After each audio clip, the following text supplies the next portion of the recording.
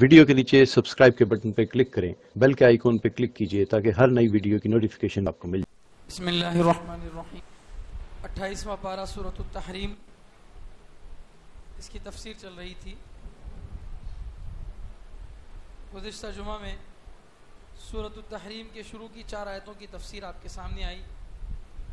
چونکہ جماعت آئی ہوئی ہے، نئے لوگ بھی بیٹھے ہیں، اس لیے مختصراً پچھلی آیتوں کا خلاصہ آپ کے سامنے بتاتا ہوں۔ سورۃ التحریم یہ مدنی سورہ ہے اور اس میں خاص طور پر تربیت اور اصلاح کے بارے میں آیتیں ہیں۔ اس سورہ کی شروع کی جو آیت ہے، اس میں یہ بتایا گیا ہے کہ اللہ کے نبی صلی اللہ علیہ وسلم نے اپنی ایک بیوی کو خوش کرنے کے لیے ایک حلال چیز کو اپنے بارے میں اپنی ایک حلال چیز کے بارے میں کہا کہ میں اس کو استعمال نہیں کروں گا۔ حرام کرنا تو نہیں بولیں گے اس کو، لیکن قرآن میں اس کو حرام کی اصطلاح بتائی گئی۔ حقیقتاً حرام نہیں کر لیے تھے اللہ کے نبی صلی اللہ علیہ وسلم۔ تو اللہ تعالیٰ جو ہے اس پر نبی علیہ السلام سے فرما رہے ہیں کہ اتنے معمولی سبب کی وجہ سے آپ کا جو ہے اس طرح سے کام کرنا مناسب نہیں ہے۔ چنانچہ اللہ کے نبی صلی اللہ علیہ وسلم نے غلام آزاد کر کے اپنی قسم کا کفارہ ادا کیا اور جس کام سے رکنے کی قسم کھائی تھی وہ کام کر دیا۔ اسی طرح دوسری آیت میں یہ بات بتائی گئی کہ اگر شوہر کوئی بات اپنی بیوی سے راز میں کہے تو اس کو راز میں ہی رکھنا چاہیے، دوسروں تک اس کو نہیں پہنچانا چاہیے، اور شوہر کا اپنی بیوی کے ساتھ کیسا معاملہ ہونا چاہیے اس کو بھی بتایا گیا۔ اور اب یہ چوتھی آیت ہے جہاں سے آپ کے سامنے تلاوت کی جا رہی ہے۔ اعوذ باللہ من الشیطان الرجیم، بسم اللہ الرحمن الرحیم۔ عسى ربه إن طلقكن أن يبدله أزواجا خيرا منكن مسلمات مؤمنات قانتات تائبات عابدات سائحات ثيبات وأبكارا۔ یہ سورہ کی 5ویں آیت ہے۔ اس آیت میں اللہ تعالیٰ یہ فرماتے ہیں نبی کی بیویوں سے خاص طور پر کہ ہمارے نبی بے یار و مددگار نہیں ہیں۔ نبی کے ساتھ اللہ ہیں، ایمان والے بھی ہیں، نیک ایمان والے بھی ہیں، فرشتے بھی ہیں، جبریل بھی ہیں۔ لہٰذا اگر نبی کی بیویاں یہ خیال کریں کہ نبی کو تو ہماری بات ماننی ہی پڑے گی، ہم نہیں تو ان کو اور کون سی بیویاں ملیں گی، ایسا اگر کوئی خیال کرتی ہیں تو اللہ تعالیٰ اس کی تردید فرما رہے ہیں ایسا نہیں ہے۔ اگر اللہ چاہے تو تم سے بہتر بیویاں بھی نبی کو دے سکتے ہیں، تم سے بہتر بیویاں بھی نبی کو دے سکتے ہیں۔ اب وہ بہتر جو بیویاں ہیں ان کے اندر کیا صفات ہوں گی اس کو یہاں پر بتایا گیا ہے کہ ایسی بیویاں، یہ ایسی بیویاں بھی اللہ تعالیٰ اپنے نبی کو دے سکتے ہیں۔ سوال یہ پیدا ہوتا ہے کہ کیا اللہ کے نبی صلی اللہ علیہ وسلم کی بیویوں سے بھی بہتر کوئی اور بیوی اس زمانے میں ہو سکتی تھی؟ جس وقت یہ آیت اتر رہی ہے اللہ تو یہ فرما رہے ہیں کہ تم سے بھی بہتر بیویاں میں اپنے نبی کو دے سکتا ہوں۔ تو کیا واقعتاً نبی کی بیویوں کو چھوڑ کر کچھ عورتیں ایسی بھی تھیں جو نبی کی بیویوں سے بھی بہتر تھیں، جن کے بارے میں کہا گیا کہ ان سے میں نکاح کرا دوں گا؟ تو جواب یہ ہے کہ ایسی بات نہیں ہے۔ جو نبی کی بیویاں تھیں وہی بہتر تھیں، کیونکہ وہ نبی کے نکاح میں آنے کے بعد دنیا کی سب سے بہترین بیوی بن گئی۔ لیکن اللہ اپنی قدرت کو جتلانا چاہ رہے ہیں کہ اگر آپ کے علاوہ کسی اور کو نبی کی بیوی بنانا چاہیں تو ان کو تم سے بہتر بنا کر نبی کے نکاح میں لائیں گے۔ اس وقت ان کا بہتر ہونا ضروری نہیں ہے، اللہ ان کو بہتر بنا کر لائیں گے۔ اللہ کی قوت اور طاقت ہے کہ کسی اور بیوی کو لانا چاہے تو ایسا ضروری نہیں ہے کہ تم ہی زیادہ خوبصورت ہو، تم ہی زیادہ فضیلت والی ہو، تم سے بھی زیادہ فضیلت والی بنا کر، تم سے بھی زیادہ خوبصورت بنا کر کسی اور بیوی کو نبی کے نکاح میں لا سکتی ہیں۔ تو معلوم یہ ہوا کہ نبی کی بیوی پر بھی اطاعت اور فرما برداری واجب ہے۔ نبی کی بیوی پر بھی اطاعت، شوہر کی بات ماننا، اللہ کی بات ماننا، یہ واجب ہے۔ جب خود نبی کے گھرانے کا یہ حال ہے تو عام ایمان والوں کا کیا حال ہے؟ کیا وہ کبھی عبادت سے یا ایمان سے، اعمال سے چھٹی لے سکتے ہیں؟ نہیں لے سکتے۔ اسی کو اللہ تعالیٰ یہاں پر بتا رہے ہیں، عسى ربه ان طلقكن ان يبدله ازواجا خيرا۔ عسى ممکن ہے، ربہ ان کا رب یعنی اللہ، مراد نبی کا رب اللہ، ان طلقکن اگر نبی تم بیویوں کو طلاق دے دیں تو کیا ممکن ہے؟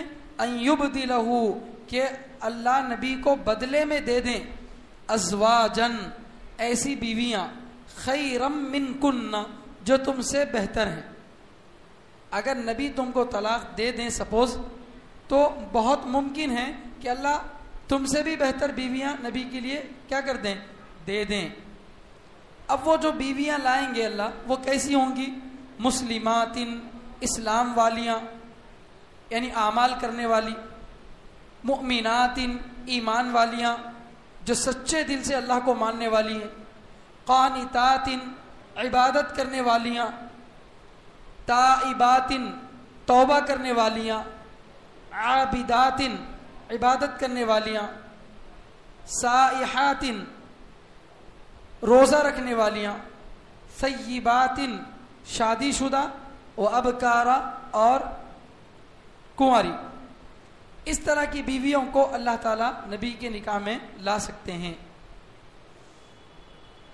تو یہاں نبی کی جو ہے بیویوں کی جو خوبیاں بیان کی گئی ہیں، ان میں پہلی خوبی کیا ہے؟ مسلمات، کہ وہ کیسی ہوں؟ اسلام والیاں۔ اسلام ظاہری اعمال کو بولتے ہیں، جیسے نماز، روزہ، زکوٰۃ دینا، حج کرنا، یہ جو دکھائی دینے والے اعمال ہیں، ان اعمال کو کیا بولتے ہیں؟ اسلام بولتے ہیں۔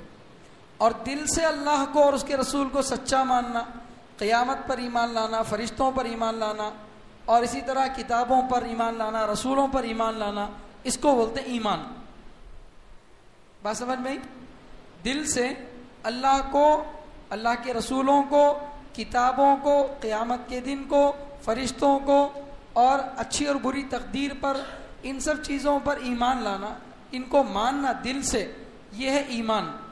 اور ایمان کی وجہ سے جو اعمال آدمی کرتا ہے، ان اعمال کو بولتے ہیں اسلام۔ تو اسلام اور ایمان میں فرق ہے۔ نماز، روزہ وغیرہ پڑھنا جو دکھائی دیتے کام ہے، یہ کام کیا ہے؟ اسلام۔ تو اب دیکھیے، ایمان اصل ہے، اسلام اس کے بعد ہے۔ کیوں؟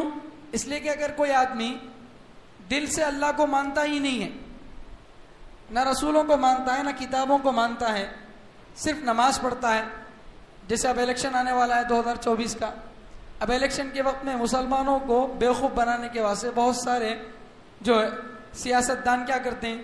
عیدگاہ میں نماز پڑھنے کے لیے آ جاتی ہے، عید کی نماز، مسجدوں میں آ کے مسجد میں ٹوپی لگا لے کے نماز پڑھتے، تو کیا ان کی نماز ہے؟ بس رکوع اٹھنا جھکنا ہو رہا، بس کوئی اور نماز نہیں ہے۔ تو ہونا تو یہ چاہیے تھا کہ پہلے ایمان کا ذکر کرتے، بعد میں عمل کا ذکر کرتے، لیکن اللہ تعالیٰ الٹا کرے، یعنی پہلے عمل کا ذکر کرے، بعد میں ایمان کا ذکر کرے، عمل کی اہمیت کو بتانے کے واسطے۔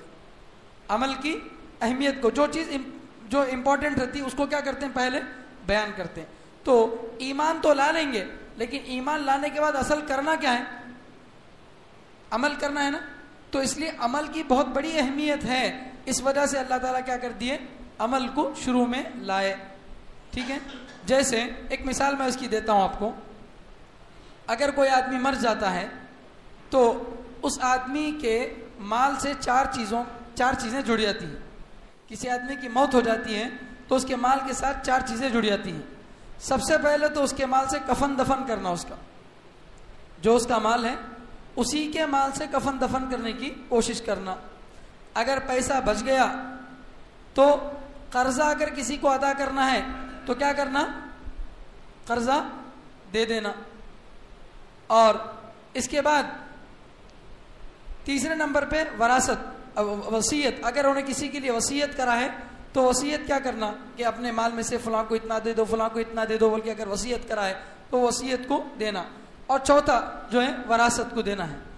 تو قرآن میں اللہ تعالیٰ اس کی ترتیب بیان کرتے وقت میں وصیت کو شروع میں لائے ہیں اور وراثت کو بعد میں لائے ہیں، یہ بتانے کے لیے کہ عام طور سے کیا ہوتا، آدمی کا انتقال ہو گیا، کفن دفن بھی کر دیے، قرضے بھی ادا کر دیے، لیکن وصیت پوری نہیں کرتے.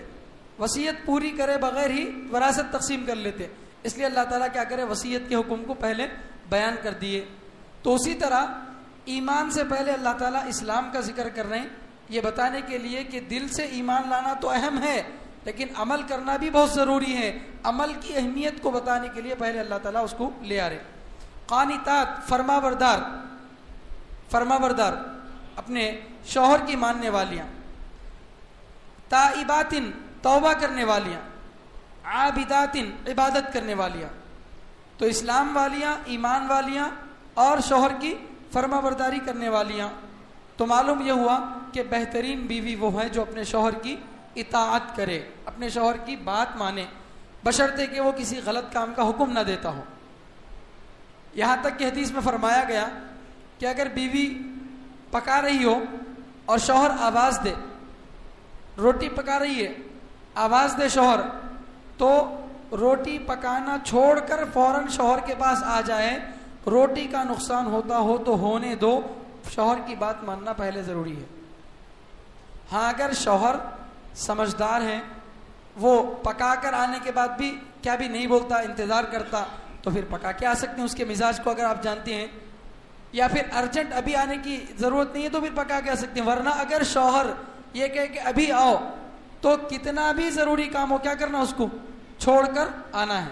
کیونکہ شوہر کی بہت بڑی جو ہے حیثیت ہے. حدیث میں آتا ہے کہ اگر اللہ کے علاوہ کسی اور کو سجدہ کرنے کی اجازت ہوتی تو شوہر کے سامنے سجدہ کرنے کی اجازت ہوتی.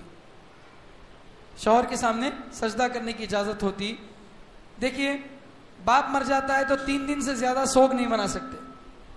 بیٹا مر جاتا ہے، بھائی مر جاتا ہے، ماموں چاچا کوئی بھی مر جاتے ہیں، 3 دن سے زیادہ سوگ غم نہیں منانا. لیکن شوہر مر جاتا ہے تو 4 مہینے 10 دن. اور اگر حاملہ ہے، پریگننٹ ہے، تو جب تک حمل نہیں جاتا تب تک جو ہے سوگ منانا ہے، عدت گزارنا ہے. تو یہ بہت بڑی نعمت ہے شوہر کی. تو اس لیے اس کی اطاعت کرنا، اس کی بات ماننا ضروری ہے. اور چوتھی بات بتائے تائبات، توبہ کرنے والیاں. عابدات، عبادت کرنے والیاں. ظاہر بات ہے عبادت اور توبہ آسان ہے. سائحات، روزہ رکھنے والیاں. ثیبات، وہ عورتیں جو پہلے سے کسی کے نکاح میں تھیں اور وہ شوہر کا یا تو انتقال ہو گیا یا پھر اس نے اس کو طلاق دے دیا، ایسی عورت کو بولتے ہیں ثیبہ. جس کو ہمارے یہاں جو ہے شادی شدہ، جو پہلے سے شادی ہو چکی تھی عورت، وہ عورت مراد ہے. اور ابکارہ سے مراد وہ عورتیں جن کی ابھی شادی نہیں ہوئی ہے، ابکارہ کنواری لڑکیاں. تو یہ صفات بیان کی گئی کس کی؟ عورتوں کی. عورتوں کی صفات بیان کرنے میں اللہ تعالیٰ دونوں قسم کی عورتوں کو بیان کرے. ایک کنواری لڑکی اور دوسری جس کی پہلے سے شادی ہو چکی تھی، شوہر اس کو طلاق دے دیا یا شوہر مر گیا. ان دونوں عورتوں کا بھی ذکر اللہ تعالیٰ کر رہے ہیں. تو معلوم یہ ہوا کہ جس طرح کنواری لڑکی سے نکاح کرنے میں آدمی کو دلچسپی ہوتی ہے، ایسے ہی بعض مرتبہ جو ہے بیوہ عورت سے بھی نکاح کرنے میں دلچسپی ہوتی ہے. جیسے مثال کے طور پر کسی بڑے گھرانے کی عورت ہے، شریف گھرانے کی، بڑے دیندار گھرانے کی عورت ہے، کم عمری میں بیوہ ہو گئی، تو ایک آدمی کو ایک کنواری لڑکی کا رشتہ آ رہا غریب گھرانے کی جن کے گھرانے میں زیادہ دینداری نہیں ہے، اور یہاں دوسرا رشتہ آ رہا دیندار گھرانے کا جن کی بیٹی کنواری ہے. تو بہت ممکن ہے کہ آدمی اس بیوہ عورت کے نکاح کے لیے کیا ہو جائے؟ تیار ہو جائے. تو اس لیے دونوں طرح کی بیویوں کو نعمت کے طور پر اللہ تعالیٰ یہاں پر بتا رہے ہیں. تو اس آیت کا خلاصہ یہ ہوا کہ نبی کی بیویوں پر بھی عبادت کرنا ضروری ہے، شوہر کی بات ماننا ضروری ہے۔ جب نبی کے خاندان والوں کے لیے یہ بات ہے تو عام ایمان والے کیا عبادت سے یا دوسرے جو کاموں سے چھٹکارا پا سکتے ہیں؟ نہیں پا سکتے۔ آج اللہ معاف فرمائے، بعض لوگ جو اپنے آپ کو جو ہے درگاہ کا مجاور سمجھتے ہیں، یا پھر ایسے لوگ جو ہیں یہ سمجھتے ہیں کہ بھئی ہم یہاں پر ہیں، ہمارے لیے نماز معاف، ہمارے لیے نماز معاف کیوں؟ اب قرآن کی آیت پیش کرتے وَاعْبُدْ رَبَّكَ حَتَّى يَأْتِيَكَ الْيَقِينُ، اپنے رب کی عبادت کرو یہاں تک کہ یقین آ جائے۔ 14ویں پارے میں آیت ہے، تو اپنے رب کی عبادت کرو یہاں تک کہ یقین آ جائے۔ تو ہم کو یقین آ گیا اللہ کے اوپر، اس واسطے ہم کیا نہیں کریں گے؟ نماز نہیں پڑھیں گے۔ اور نماز پڑھے تو بھی دل کی نماز پڑھتے کہتے، یعنی ہوٹل میں بیٹھے رہیں گے اور اذان ہوئی، نماز کا وقت ہوا، تھوڑی دیر آنکھیں بند کر لی، کیا کر رہی بھائی؟ نماز پڑھ رہا ہوں، دل سے نماز پڑھ رہے ہیں۔ ایسے ہیں لوگ، ہمارے شہر میں بھی ہے۔ کیا دلیل کیا ہے؟ ہمارے کو اللہ کی ذات پہ یقین ہے، عبادت کیا واسطے کرتی ہیں؟ اللہ کی ذات پہ یقین آنے کے لیے، ہم کو یقین آ گیا لہذا ہم عبادت نہیں کریں گے۔ نعوذ باللہ، اللہ کے نبی صلی اللہ علیہ وسلم انتقال تک جو نماز پڑھتے رہے، کیا اللہ کے نبی کو یقین نہیں آیا تھا؟ کیا صحابہ کو یقین نہیں آیا تھا؟ وہ یقین جو ان کو نہیں آیا وہ آپ کو آ گیا۔ وہاں یقین سے مراد موت ہے، کیونکہ موت کا آنا یقینی ہے۔ تو آیت کا مطلب کچھ اور ہے لیکن یہ سمجھے کچھ اور۔ تو اب یہ سمجھتے ہیں کہ ہمارے لیے نمازیں معاف، جو چاہے ہم کر سکتے، تو یہ غلط تصور ہے۔ نبی کے خاندان کے لیے بھی گنجائش نہیں ہے، ان کے لیے بھی عبادت کرنا ضروری ہے۔ تو نبی کے خاندان کی اصلاح اور تربیت کی آیت ہوئی۔ اب اس کے بعد آگے اللہ تعالیٰ عام ایمان والوں کی اصلاح اور تربیت کے بارے میں فرما رہے ہیں، یا ایھا الذین آمنوا قوا انفسکم واہلیکم نارا وقودها الناس والحجارہ علیہا ملائکۃ غلاظ شداد لا یعصون اللہ ما امرہم ویفعلون ما یؤمرون۔ نبی کے خاندان والوں کو حکم دینے کے بعد عام ایمان والوں کی طرف اللہ کا حکم آ رہا ہے، اور اللہ فرما رہے ہیں یا ایھا الذین آمنوا، اے وہ لوگ جو ایمان لائے، اے ایمان والو، قو بچاؤ، انفسکم اپنے آپ کو، واہلیکم اور اپنی فیملیوں کو اور اپنے گھر والوں کو بچاؤ۔ کس چیز سے بچاؤ؟ نارن آگ سے۔ اے ایمان والو اپنے آپ کو اور اپنے گھر والوں کو آگ سے بچاؤ۔ کون سی آگ؟ وقودها الناس والحجارہ، جس آگ کا ایندھن لوگ اور پتھر ہیں۔ جس آگ کا ایندھن یعنی جو چیز جلائی جاتی ہے، لکڑی جلا رہے تو لکڑی ایندھن ہے، بھوسا ڈالا جا رہا تو بھوسا ایندھن ہے، کوئلہ ڈالا جا رہا تو کوئلہ کیا ہے؟ ایندھن ہے۔ تو جو جس چیز کو رکھ کر جلایا جاتا ہے اس کو بولتے ہیں ایندھن۔ تو جس کا ایندھن آگ اور پتھر ہیں، علیہا اس آگ پر ملائکتن ایسے فرشتے ہیں، غلاظن جو سخت مزاج ہیں، جو سخت مزاج ہیں، شدادن طاقتور ہیں، شدادن طاقتور ہیں، لا یعصون اللہ وہ اللہ کی نافرمانی نہیں کرتے، ما امرہم اللہ کی اس بات میں جو اللہ نے ان کو حکم دیا، اللہ کے حکم کی وہ نافرمانی نہیں کرتے، ویفعلون اور کرتے ہیں، ما یؤمرون وہ کام جس کا ان کو حکم دیا جاتا ہے، اور کرتے ہیں وہ کام جس کا ان کو حکم دیا جاتا ہے۔ یہ تو آیت کا ترجمہ تھا۔ اس آیت میں عام ایمان والوں سے اللہ تعالیٰ فرما رہے ہیں کہ اے ایمان والو اپنے آپ کو اور اپنے گھر والوں کو جہنم سے بچاؤ۔ تو سب سے پہلے اپنے آپ کو بچانا ہے اور دوسرے نمبر پہ گھر والوں کو بچانا ہے۔ تو معلوم یہ ہوا کہ اگر کوئی آدمی اپنی نماز پڑھ لے رہا، اپنا ذکر کر لے رہا، اپنی عبادت کر لے رہا مگر گھر والوں کی فکر نہیں کر رہا، ٹھیک ہے، آدمی جو ہے اللہ کے راستے میں جا کر عبادت کرنا سیکھ لیا، سب کچھ کر لیا، فجر کی نماز کا وقت آیا، اذان ہوئی، اٹھا، وضو بنا لیا، سیدھے مسجد کو آ گیا، نہ گھر میں بیوی کو اٹھایا، نہ بچوں کو اٹھایا، نہ بھائی بہن کو، ماں باپ کو اٹھایا، آ گیا کیا سمجھ کر میری نماز کی پوچھ تاچھ میرے سے ہوگی، دوسروں کی نماز کی پوچھ تاچھ ان سے ہوگی؟ نہیں۔ اسلام کے اندر دو چیزیں بھی ہیں، آدمی خود بھی عمل کرے، دوسروں کو عمل کی دعوت بھی دے، خود بھی عمل کرے، دوسروں کو عمل کی دعوت بھی دے۔ اگر اپنی عبادت کر لے رہے ہیں, اپنے کام کر لے رہے ہیں, تو یہ آدھا دین ہے. خود اپنا کام کر لے رہے ہیں, دوسروں کو دعوت نہیں دے رہے, نماز کی طرف نہیں بلا رہے, تو یہ صرف آدھا دین ہے. آدھا باقی کب پورا ہوگا؟ جب دوسروں کو بھی ہم کیا کریں گے؟ دعوت دیں گے. تو اس لیے اللہ تعالیٰ فرما رہے ہیں اپنے آپ کو بچاؤ. اپنے آپ کو کیسے بچائیں گے؟ آگ سے. گناہوں سے بچنا ہے, اور جو کام کرنے کو کہے گئے ان کاموں کو کرنا ہے. اور اپنے گھر والوں کو کیسے بچانا ہے؟ حضرت عمر رضی اللہ تعالیٰ اللہ کے نبی صلی اللہ علیہ وسلم سے سوال کریں, اپنے آپ کو تو بچانا سمجھ میں آتا ہے, گھر والوں کو کیسے بچائیں؟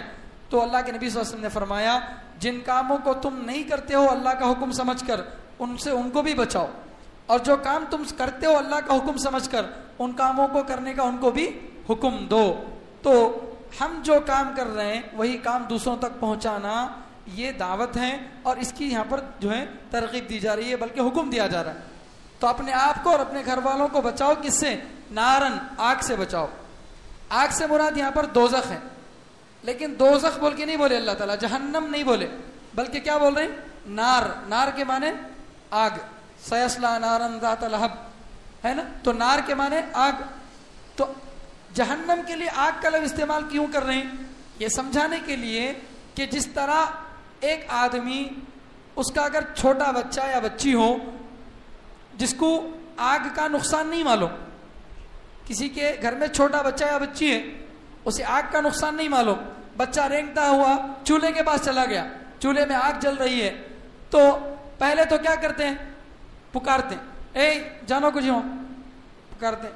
اگر بچہ سمجھ گیا, رک گیا تو ٹھیک ہے, ورنہ اگر بچہ اور آگے بڑھتا رہا تو کیا کرتے ہیں؟ اور زیادہ زور سے پکارتے ہیں. اور اگر تب بھی نہیں رکا تو خالی بول لیتے, بیٹھ جاتے, یہاں تک کہ بچہ آگ میں جا کے گر جاتا. نہیں ایسا ہی ہوتا؟ نہیں ہوتا. دنیا کی ظاہری آگ میں اگر کوئی بچہ قریب اس کے جاتا ہے تو جب زبان سے کام نہ چلے تو اٹھ کر جاتے ہیں, اور زبان سے کام نہ چلے تو ہاتھ پیر استعمال کرتے ہیں. خود سے نہیں سن رہے تو دوسروں سے جو ہے درخواست کرتے ہیں کہ میرا بچہ آگ میں گرنے کے لیے جا رہا ہے, ذرا بچاؤ اس کو. اسے بچانے کی ہر ممکن کوشش کرتے ہیں.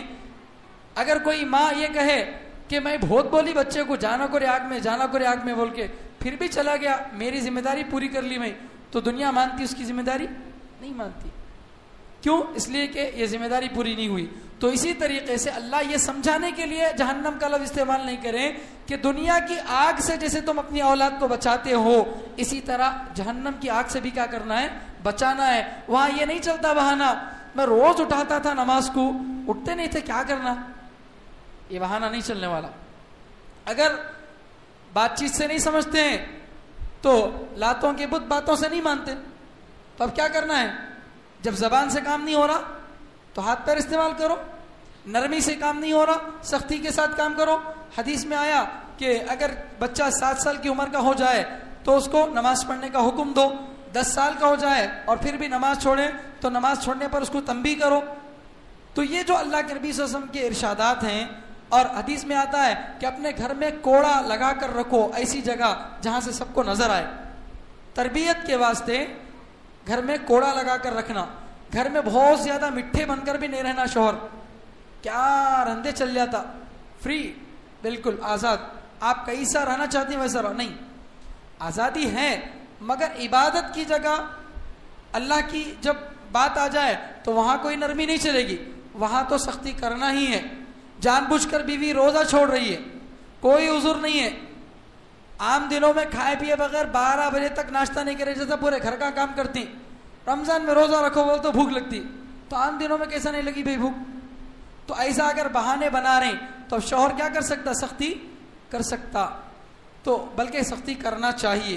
تو اسی کا حکم اللہ تعالیٰ دے رہے ہیں کہ جس طرح میں نے نبیوں کی بیویوں کو بھی عبادت کا حکم دیا, روزے کا حکم دیا, جیسا کہ گزشتہ آیت میں گزرا, تو جب نبیوں کی بیویوں کو حکم ہے تو عام ایمان والے اس سے چھوٹے ہوئے نہیں ہیں. اس لیے تم بھی اپنے آپ کو اور اپنے گھر والوں کو جہنم سے بچاؤ.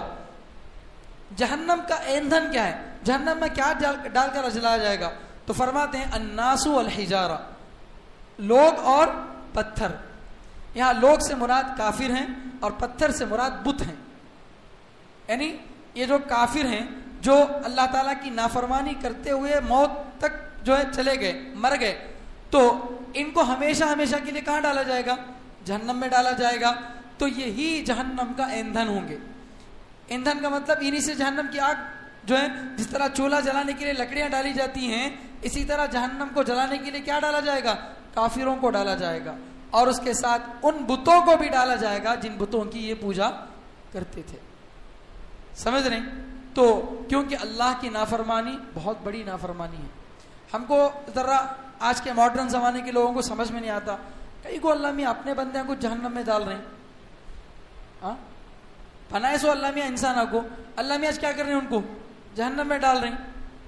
تو اس کا جواب یہ ہے کہ دیکھو، آدمی اگر بڑے مرتبے والا ہو اور اس کا حکم آپ نہیں مانیں تو وہ بہت بڑا جرم شمار ہوتا. ایک ڈریس میں پولیس آپ کے پاس آیا اور آ کر آپ سے بولا کہ گاڑی روکو ٹریفک میں، ٹریفک پولیس آ کر بولا گاڑی روکو، تو آپ روکے بغیر چلے گئے، تو کیا آپ کا جانا صحیح ہے؟ نہیں. فائن ڈالتا نہیں ڈالتا آپ کو؟ اگر آپ رکے بغیر جاتے رہیں تو اگلی پولیس سے پکڑواتا، گاڑی سیز کر دیتا، کورٹ میں جو ہے فائن ڈالتا، اور بہت ممکن ہے کہ کوئی قید وغیرہ کی سزا بھی ہو. جبکہ اس پولیس کی کوئی حیثیت نہیں. جب تک اس کے بدن پہ ڈریس ہے، 8 گھنٹے کی ڈیوٹی، تب تک اس کا پاور ہے.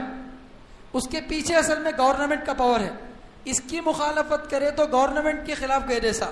اس وجہ سے ہم کیا کرتے، اس پولیس والے کی جو ہمارے گھر کا پڑوسی ہے، جو معمولی آدمی ہمارے جیسا آدمی ہے، مگر پھر بھی کیا کرتے، اس کی بات مانتے، اور اس کی بات کے خلاف کرنے سے ڈرتے نہیں ڈرتے. سپریم کورٹ سے آرڈر آ گیا، آپ کے خلاف کیس آیا ہے، آپ آؤ کہ کورٹ کے اندر آؤ، آپ گئے بغیر گھر میں بیٹھو، دیکھیں گے کیا ہوتا. کہ آرمی بھی آتی آپ کے گھر کو، ارے میں کیا کر دیا بھائی، تمہاری بات نہیں مانے تو ایسا زبردستی کرتے کیا؟ نہیں نہیں نہیں. حکم دینے والے کون ہیں؟ وہ دیکھو، جب دنیا کے اندر رہنے والا معمولی عہدے دار کسی کو حکم دیتا ہے اور آدمی اس کی نافرمانی کرتا ہے، تو دنیا کے سارے عقل رکھنے والے یہ کہتے ہیں کہ وہ سزا کا مستحق ہے. کیوں؟ اس لیے کہ ایک عزت والے آدمی کی اس نے بات نہیں مانی. یہ حکم تو کس کا تھا؟ اللہ کا تھا. اللہ کی اگر بات نہیں مانیں گے تو اللہ چھوڑ دیں گے. اور پھر ہم سب کس کی مخلوق ہیں؟ اللہ کی مخلوق ہیں. ہم سب کس کی مخلوق ہیں؟ اللہ کی مخلوق ہیں. ایک مثال، ایک آدمی جو ہے گھر بنا رہا ہے، گھر بنانے کے لیے ایک ٹریکٹر اینٹ منگوایا. ٹریکٹر اینٹ میں سے کچھ اینٹوں سے مسجد کی جیسی شکل بنایا گھر میں، یہاں عبادت کرنا، نماز پڑھنا، اور کچھ اینٹوں سے کچن بنایا، بیڈ روم بنایا، اور کچھ اینٹوں کو پیشاب خانے میں لگایا. اگر تھوڑی دیر کے لیے ان اینٹوں کو زبان دے دی جائے اور وہ اینٹیں یہ کہیں پیشاب خانے میں جن اینٹوں کو استعمال کیا کہ میرا کیا جرم تھا، ٹریکٹر میں تو ہم سب ایک ساتھ آئے تھے، تو وہ اینٹ کے اندر کیا خوبی تھی، ان کو تمہیں بیڈ روم میں رکھ لیے، نماز کی جگہ پر لگا دیے، میں کیا غلطی کری تھی، میرے کو جو ہے لیٹرنگ باتھ روم میں لگا دیے. تو آدمی کیا جواب دیتا؟ میرا مال میری مرضی، یہ خرید کر لایا سو کون؟ میں، میری مرضی، میں اینٹ چاہے مسلح میں لگاؤں چاہے پیشاب خانے میں لگاؤں. بولتا نہیں بولتا؟ تو ہم سب کس کی مخلوق ہیں؟ اللہ کی مخلوق ہیں. اللہ اپنی مخلوق کے ساتھ کچھ کرنا چاہیں تو کیا ہماری مجال ہے اللہ کو روکنے کی؟ ہم اللہ پر آرڈر کر سکتے ہیں، آرڈر دے سکتے ہیں، اللہ تمہیں ایسا کیوں کر رہی، ویسا کیوں کر رہی بول کے؟ نہیں. تو اللہ تعالیٰ سمجھانا چاہ رہے ہیں دنیا کے اندر کہ ابھی وقت ہے. جہنم کا ایندھن بننے سے اگر بچنا چاہتے ہو تو اللہ پر ایمان ڈالو. تو الناس والحجارہ، جس کا ایندھن کافر اور بت ہوں گے جن بتوں کی لوگ پوجا کرتے ہیں.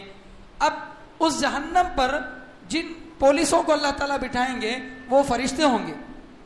اور ہماری دنیا کی جیلوں کے پاس جو پولیس ہیں وہ پولیس بھی سخت ہوتی ہے، بھاگنے کسی کو نہیں دیتی، مگر پھر بھی تھوڑی بہت نرمی تو ان کے اندر ہوتی. کوئی زیادہ بڑی جو ہے رقم دکھا دیا تو ہلکا اس کے ساتھ معاملہ کر دیے، بھاگنے میں مدد کر دیے، بہت کچھ ہو سکتا ہے. لیکن اللہ کی جو پولیس ہے قیامت جو ہے جہنم کے دروازے پر جس کو اللہ تعالیٰ نے طے کیا، وہ عام دنیا کی پولیس کی طرح نہیں ہے. رشوت بھی نہیں لیتی، کسی کی ان سے کوئی دوست داری نہیں ہے، کسی کی کوئی پہچانت نہیں، رشتہ داری نہیں. اور اسی طرح کوئی بڑے سے بڑا گونڈا یا طاقتور یا سیاستدان، ایم پی، ایم ایل اے، ایم پی، کوئی بھی ان کو ڈرا نہیں سکتا، کیونکہ غلاظ وہ تند مزاج، سخت مزاج ہوں گے۔ وہ فرشتے کیسے ہوں گے جہنم پر جو طے کیے گئے ہوں گے؟ کیسے ہوں گے؟ سخت مزاج کے ہوں گے۔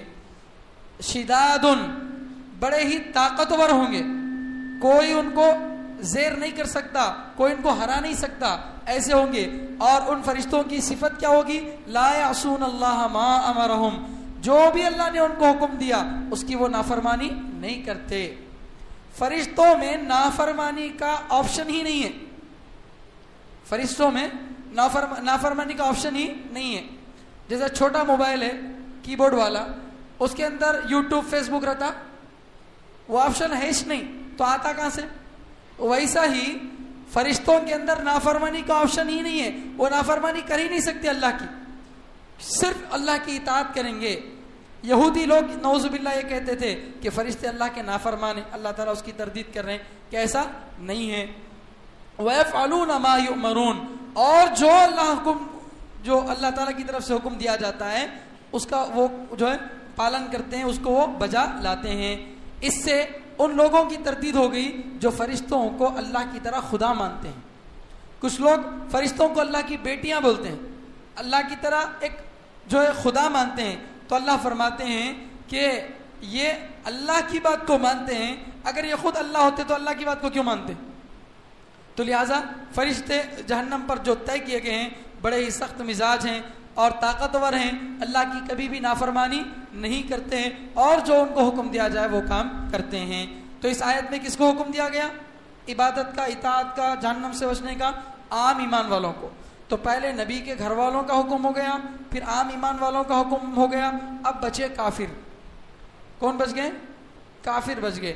تو اب اللہ تعالیٰ اور اگلی آیت میں انہی کا ذکر کر رہے ہیں، یا ایھا الذین کفروا لا تعتذروا اليوم انما تجزون ما کنتم تعملون، اے وہ لوگ جنہوں نے کفر کیا، اے کافرو، لا تعتذروا اليوم، آج عذر مت پیش کرو، بہانہ مت پیش کرو۔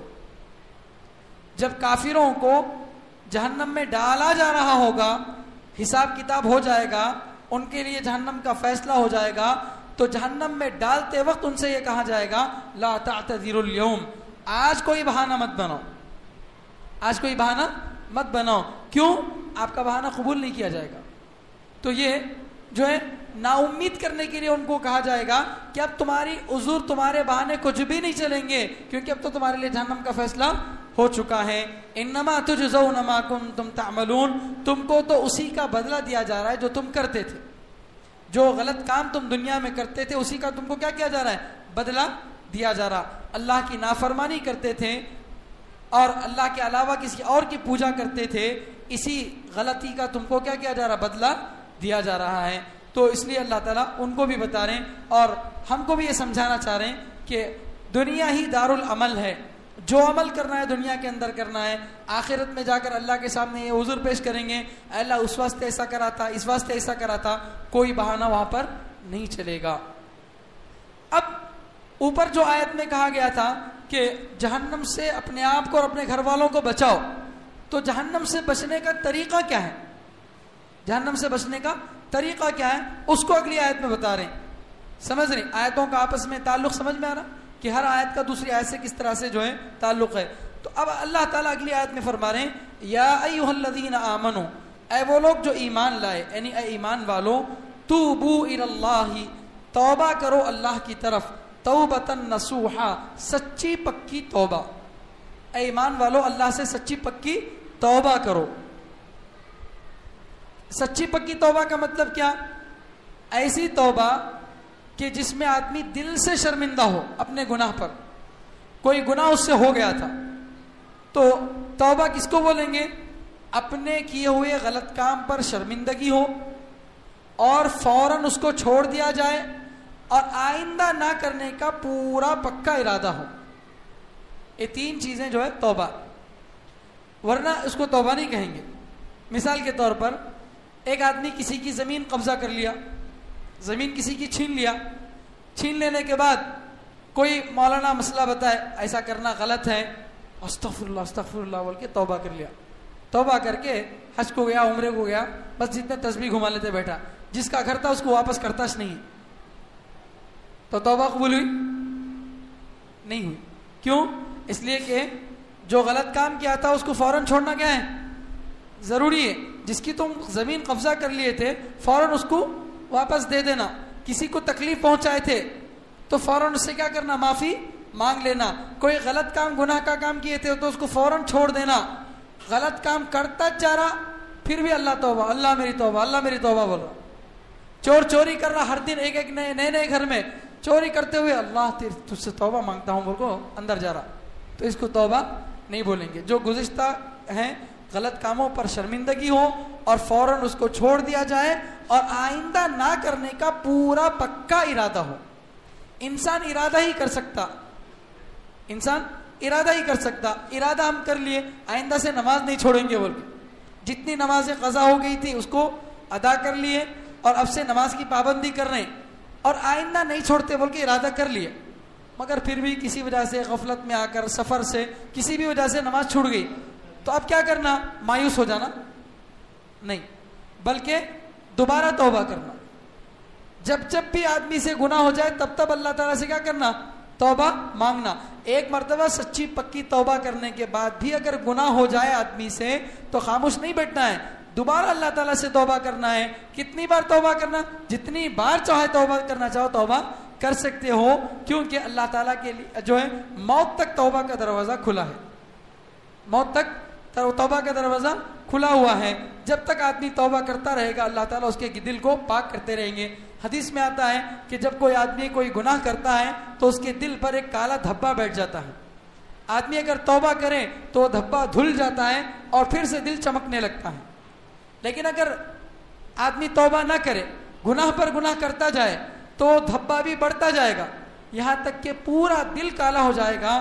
دل کالا ہونے کا مطلب یہ نہیں کہ MRI نکال کے دیکھے یا ہاتھ جا کے چیک کر کے دیکھے میرا دل کالا ہے کیا دیکھو بول کے، وہ مطلب نہیں. مطلب یہ ہے کہ اس میں حق بات قبول کرنے کی صلاحیت نہیں رہے گی. جو حق بات ہے وہ قبول نہیں کرتا. دیکھیے نا، جو لوگ کفر اور شرک کے اندر مبتلا ہیں ان کو دودھ اور پیشاب کا فرق نہیں معلوم. ارے دودھ پینا، پیشاب کو پھینکنا، لیکن کرتے کیا؟ پیشاب کو پھینکتی، دودھ کو پیتی. یہ عقل میں آنے والی بات ہے. جس کو خود اپنے ہاتھوں سے بنائے اسی کے سامنے پھر پوجا کر رہے ہیں. اس کو بنائے تمہارے بنانے سے پہلے اس کا وجود تھا نہیں، اسی کے سامنے کیا کر رہے ہیں؟ پوجا کر رہے ہیں، اس سے منت مانگ رہے ہیں. آپ جا کر سمجھاؤ، سمجھتے نہیں سمجھتے. کیوں؟ کیا آپ کی بات غلط ہے اس لیے نہیں سمجھ رہے؟ نہیں، گناہ کرتے کرتے کرتے کرتے دل اتنا کالا ہو چکا، اب دل پر مہر لگ گئی، اب حق بات اس میں اندر آنے کے لیے تیار نہیں ہے. تو اس لیے آدمی کو کیا کرنا چاہیے؟ سچی پکی توبہ کرنی چاہیے. تو سچی پکی توبہ کرے گا تو آدمی خود بخود کیا ہوگا؟ اپنے آپ کو اور اپنے گھر والوں کو جہنم سے بچائے گا. تو اس لیے اپنے گھر میں آدمی دین کی بات کرتے رہنا چاہیے، اپنے گھر والوں کو اعمال کی ترغیب دیتی رہنی چاہیے. بزرگوں کا کہنا ہے کہ قیامت کے دن سب سے زیادہ سخت عذاب اس آدمی کو ہوگا جو اپنے بیوی بچوں کی دین کی فکر نہ کرے. اپنے بیوی بچوں کی دین کی فکر نہ کرے، اس کو سب سے بڑا خطرناک عذاب ہوگا. اس لیے ہم کو خود بھی توبہ کرنی چاہیے اور اپنے گھر والوں کو بھی اعمال پر باقی رکھنا چاہیے. توبہ کریں گے تو فائدہ کیا ہوگا؟ اللہ فرما رہے ہیں عسى ربكم ان يكفر عنكم سيئاتكم. ممکن ہے، یقین ہے کہ تمہارا رب دور کر دے تم سے تمہارے گناہوں کو. وَيُدْخِلَكُمْ جَنَّاتٍ، اور داخل کرے تم کو ایسے باغات میں تجری میں تحتها الانہار، جن کے نیچے نہریں بہتی ہیں. توبہ کرنے سے اللہ تعالیٰ فرماتے ہیں ایک تو فائدہ یہ ہوگا کہ تمہارے گناہوں کو اللہ تعالیٰ تم سے دور کر دیں گے، ڈیلیٹ کر دیں گے تمہارے گناہوں کو. ان یکفر عنکم سیئاتکم، تم سے تمہارے گناہوں کو دور کر دیں گے. جہاں بھی قرآن میں جو ہے گناہ کے معافی کا ذکر آتا ہے، حدیث میں معافی کا ذکر آتا ہے، اس سے چھوٹے والے گناہ ہیں. بڑے والے گناہ سچی پکی توبہ کے بغیر معاف نہیں ہوتے، اور جس کا حق لیا اس کا حق واپس کیے بغیر معاف نہیں ہوتے. بہرحال اگر آدمی توبہ کر لے سچی پکی توبہ تو اللہ اس سے اس کے گناہوں کو کیا کر دیں گے؟ دور کر دیں گے، معاف کر دیں گے. اور ساتھ میں اللہ تعالیٰ ان کو ایسے باغات میں داخل کریں گے جن کے نیچے نہریں بہتی ہیں. یہاں دیکھیے اللہ تعالیٰ فرماتے ہیں عسا، ممکن ہے، یعنی اگر کوئی آدمی سچی پکی توبہ کر لے تو اس کے بدلے میں اللہ فرماتے ہیں ہو سکتا ہے، ممکن ہے کہ اللہ تم سے تمہارے گناہوں کو کیا کر دیں؟ معاف کر دیں اور تم کو جنت میں داخل کریں. تو یہاں ایک سوال یہ پیدا ہوتا کہ آدمی اگر سچی پکی توبہ کر لے تو کیا جنت میں جانا اس کا یقین ہی نہیں ہے؟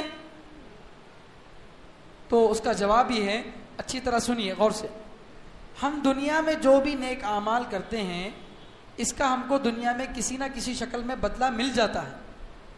کوئی مصیبت دور ہو جاتی، کوئی اللہ تعالیٰ پریشانی کو ختم کر دیتا، کسی نہ کسی طریقے سے اللہ تعالیٰ ہمارے عبادت کا بدلہ ایک حد تک کیا کرتے؟ دنیا میں دے دیتے. لیکن آخرت میں جو جنت ملنے والی ہے وہ ہمارے عمل کی وجہ سے نہیں ملتی، وہ ہماری عمل کی وجہ سے نہیں ملتی. اسی لیے اللہ کے نبی صلی اللہ علیہ وسلم نے فرمایا کہ عمل کرو کیونکہ اللہ تعالیٰ ہی کے فضل سے لوگ جنت میں جائیں گے. تو صحابہ نے پوچھا کیا آپ بھی اپنے عمل کی وجہ سے جنت میں نہیں جائیں گے؟ فرمایا نہیں، میں بھی اللہ ہی کے فضل سے جنت میں جاؤں گا. تو جس کے ساتھ اللہ کی مہربانی ہوگی وہی جنت میں جا سکتا ہے. ٹھیک ہے، اس لیے اللہ تعالیٰ فرما رہے ممکن ہے، اللہ پر لازم نہیں کوئی چیز، اللہ پر کوئی چیز لازم نہیں ہے، سمجھ رہے؟ ہاں اللہ کی ذات سے امید ہے کہ ایمان والوں کو اللہ کیا کریں گے؟ جنت میں داخل کریں گے. اور حدیث میں آتا ہے، اللہ کے نبی صلی اللہ علیہ وسلم فرماتے ہیں ایک حدیث میں ہے کہ جنت میں جانے والے بھی طے ہیں، جہنم میں جانے والے بھی طے ہیں. جو جنت میں جانے والے ان کے نام بھی اللہ طے کر دیے، اے جنت میں جائیں گے، اور جو جہنم میں جانے والے ان کے نام بھی طے ہیں. تو جب یہ بات اللہ کے نبی صلی اللہ علیہ وسلم بتائیں تو صحابہ پوچھے پھر عمل کا کیا فائدہ؟ اگر ہمارا نام جنت میں جانے والوں میں ہوگا تو ہم نہیں عمل کریں تو بھی کہاں جائیں گے؟ جنت میں جائیں گے. اور اگر نعوذ باللہ ہمارا نام جہنم میں جانے والوں میں ہوگا تو عمل کرنے کا کوئی فائدہ نہیں ہوا. تو جب اللہ تعالیٰ جنت میں جانے والوں کو بھی طے کر دیا، جہنم میں جانے والوں کو بھی طے کر دیا، تو پھر عمل کا فائدہ کیا؟ تو اس کا جواب اللہ کے نبی صلی اللہ علیہ وسلم دیے کہ آدمی کا عمل بتاتا ہے کہ یہ جنت میں جائے گا یا جہنم میں جائے گا. آدمی کا عمل بتاتا ہے کہ کہاں جائے گا؟ جنت میں جائے گا یا جہنم میں جائے گا.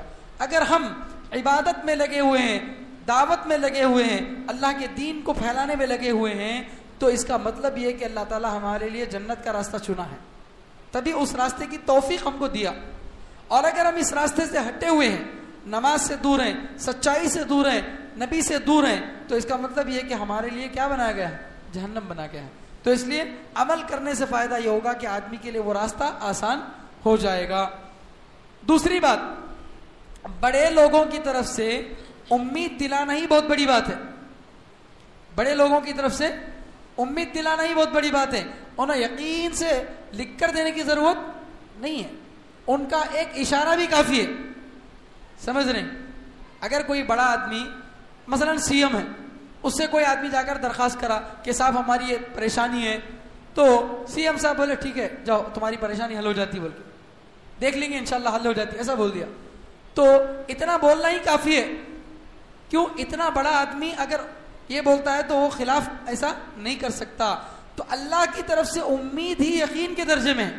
اسی لیے اللہ تعالیٰ یہاں پر یقین کا لفظ استعمال نہیں کریں بلکہ امید کا لفظ استعمال کر رہے ہیں کہ اللہ تعالیٰ اگر تم توبہ پکی توبہ کرو گے تو امید ہے کہ تم کو جو ہے جنت میں داخل کریں گے اور تمہارے گناہوں کو معاف کریں گے. جنت کے بارے میں فرماتے ہیں تجری من تحتها الانہار، جس کے نیچے نہریں بہتی ہوں گی. اس کے بارے میں بار بار تفسیر آ چکی ہے کہ جنت کے نیچے نہریں جاری ہوں گی، تو یہ کیسی نعمت ہے، اس کے بارے میں بار بار آ چکی ہے تفسیر میں بات. یوم لا یخزی اللہ النبی والذین آمنوا معہ، اس دن اللہ رسوا نہیں کریں گے، ذلیل نہیں کریں گے نبی کو اور نبی کے ساتھ ایمان لانے والوں کو. قیامت کے دن اگر کوئی سچی پکی توبہ کر کے جائے گا تو اللہ تعالیٰ کیا نہیں کریں گے؟ نہ نبی کو رسوا کریں گے، نہ نبی کے ساتھ ایمان لانے والوں کو رسوا کریں گے. یہاں پر نبی کا نام برکتاً لیا گیا ہے کہ نبی کو تمہارے ساتھ جوڑ دے رہے، یعنی نبی جہاں جائیں گے تم بھی وہاں جائیں گے. یہ بتانے کے لیے اللہ فرماتے ہیں اللہ ایمان والوں کو بھی رسوا نہیں کریں گے، نبی کو بھی رسوا نہیں کریں گے. رسوا کرنا، ذلیل کرنے کا مطلب کیا؟ یعنی عذاب دینا. کیا مطلب ہے اس کا؟ عذاب دینا. کفر پر جو عذاب ملتا ہے اسی کو رسوائی کہتے ہیں. تو اللہ تعالیٰ فرما رہے ہیں کہ اس دن اللہ اپنے نبی کو اور ایمان والوں کو رسوا نہیں کریں گے. نورہم یسعی بین ایدیہم و بایمانہم، ان کی روشنی چل رہی ہوگی ان کے آگے اور ان کے دائیں. ان کی روشنی چل رہی ہوگی ان کے آگے اور ان کے دائیں. یہاں مراد ہے پل صراط کا راستہ. پل صراط جو ہے، پل صراط پر جب آدمی جا رہا ہوگا تو اندھیرا ہی اندھیرا ہوگا. جو منافق ہوں گے، ظاہری اعتبار سے اپنے آپ کو مسلمان بتا رہے ہیں لیکن دل سے اللہ کو نہیں مان رہے، ایسے لوگ پل صراط پر جائیں گے. ان کو روشنی تھوڑی دیر کے لیے ملے گی لیکن آدھے راستے میں ان کی روشنی ختم ہو جائے گی، پھر وہ کٹ کر جہنم میں گر جائیں گے. لیکن جو ایمان والے ہوں گے اللہ تعالیٰ ان کو پل صراط پر چلنے کے لیے روشنی دیں گے، جو روشنی ان کے آگے آگے چل رہی ہوگی. جس کا جتنا عمل زیادہ ہوگا اس کی اتنی زیادہ بڑی روشنی ہوگی ان کے آگے چل رہی ہوگی. وہ لوگ کیا کہتے ہوں گے؟ یقولون ربنا اتمم لنا نورنا. وہ جو پل صراط پر چلنے والے ایمان والے کہتے ہوں گے ربنا، اے ہمارے رب، اتمم لنا، مکمل کیجیے ہمارے لیے، نورنا، ہمارے نور کو، ہماری روشنی کو. اے ہمارے رب ہمارے لیے ہماری روشنی کو مکمل کیجیے، یعنی آخر تک روشنی باقی رکھیے. پل صراط کا راستہ جو ہے پار ہو کر جنت میں جانے تک ہمارا جو راستہ ہے، اس پورے راستے پر ہماری روشنی کو باقی رکھیے. وغفر لنا، اور ہماری مغفرت کیجیے. یہاں ذرا غور کیجیے، یہ دعا ایمان والے کب کر رہے ہیں؟ پل صراط پر چلتے ہوئے. پل صراط پر چلتے ہوئے. تو معلوم یہ ہوا اب پل صراط سے ہوتے ہوئے جنت میں جائیں گے نا، تو اب جنت میں جاتے ہوئے بھی پل صراط پر بھی دعا کر رہے ہیں کہ اللہ ہماری روشنی مکمل کر دے، کہیں راستے میں روشنی ختم نہ ہو، اور ہماری مغفرت کر دے. تو معلوم یہ ہوا کہ بندہ اللہ سے کسی بھی حال میں بے نیاز نہیں ہے. بندہ کسی بھی حال میں اللہ سے بے نیاز نہیں ہے. ایسا نہیں اللہ کی بات دنیا میں مان لیے تو ختم، جنت میں کیا بھی نہیں، ایسی بات نہیں ہے. اللہ کی بات تو وہاں پر بھی مانیں گے. اسی کا ایک اشارہ یہاں پر دیا جا رہا کہ جنت میں جاتے ہوئے بھی آدمی دعا کرے گا اللہ سے کہ اللہ ہمارے لیے ہماری روشنی کو مکمل کیجئے، وغفر لنا، اور ہماری مغفرت کیجئے. انک علی کل شیء قدیر، کیونکہ آپ ہر چیز پر قدرت رکھنے والے ہیں. اللہ ہر چیز پر قدرت رکھنے والے ہیں. اللہ پر کوئی چیز لازم نہیں ہے کہ ان کو جنت میں بھیجنا ہے تو بھیجنا ضروری ہے، ان کو جہنم میں بھیجنا ہے تو بھیجنا ہی ضروری ہے. ایسا اللہ پر کوئی ضروری نہیں ہے. یہ الگ بات ہے کہ اللہ کی شان سے یہی امید ہے کہ اللہ نیک لوگوں کو جنت میں بھیجیں گے اور بروں کو جہنم میں بھیجیں گے. بہرحال یہاں تک کی تفسیر جو ہے مکمل ہو چکی، چونکہ مغرب کا وقت قریب ہے اس لیے یہیں پر بات مکمل کی جاتی ہے. اللہ تعالیٰ سے دعا ہے کہ اللہ تعالیٰ ہم سب کو کہنے سننے سے زیادہ عمل کرنے کی توفیق عطا فرمائے.